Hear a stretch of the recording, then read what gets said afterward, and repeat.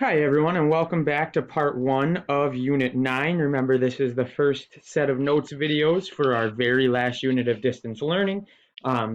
Awesome. So we almost finished up the entire part in the first video. We just have this last section to work through. So the last three-dimensional solid that we're going to work on and identify base and then perimeter and area of that base is going to be this shape down here. And we finished the last video calling it a cylinder. And that's huge. It is a cylinder. And the thing that we want to know about a cylinder as far as this problem goes is that the base of a cylinder, base is a circle, a circle. So that's huge. So obviously either this circle or that circle, they are congruent circles, but that's going to be the base of this cylinder. And so I'm going to draw the circle, and I'm going to add the information they have in there. They've given us a diameter, so diameter equals 5. Now, for the purposes of this shape, it's great to know the diameter, but a lot of times within a circle, we're going to want to know the radius as well. And so remember, radius is half of a diameter, so our radius, or r, is going to be 2 points. And really, that's all we need to go about finding perimeter and area of this base. All you need is your radius for a circle or your diameter, and then we just plug it into different formulas. So let's talk about perimeter. Remember, perimeter in a circle can also be called circumference. So I'm going to write that whole word. We just got out of kind of a circle unit a little while ago. We've talked about circumference a number of times. So perimeter, right, is the distance around a shape.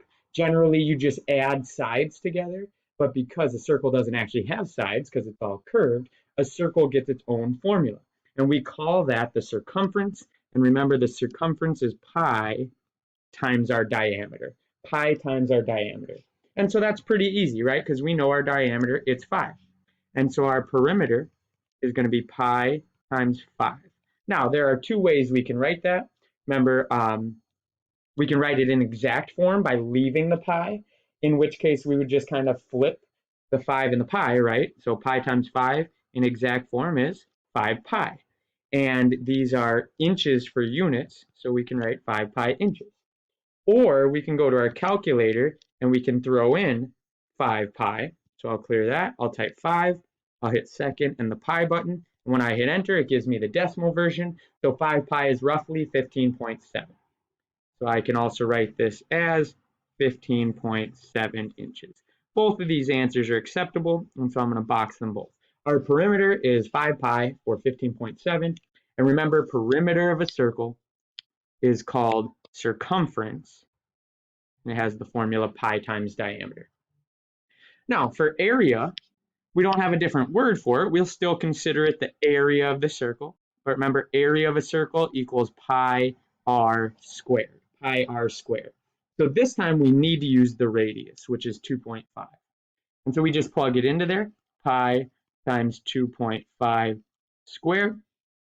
And I'm just going to throw that into my calculator, and that's going to be my answer, pi times 2.5 squared. Ooh, let's get that back on the screen. There we go. So I'm going to hit second, the pi button. I'm going to throw 2.5 into parentheses.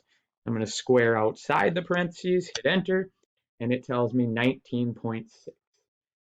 The area of my circular base for this cylinder then is 19.6, and they are inches squared. Remember, square units.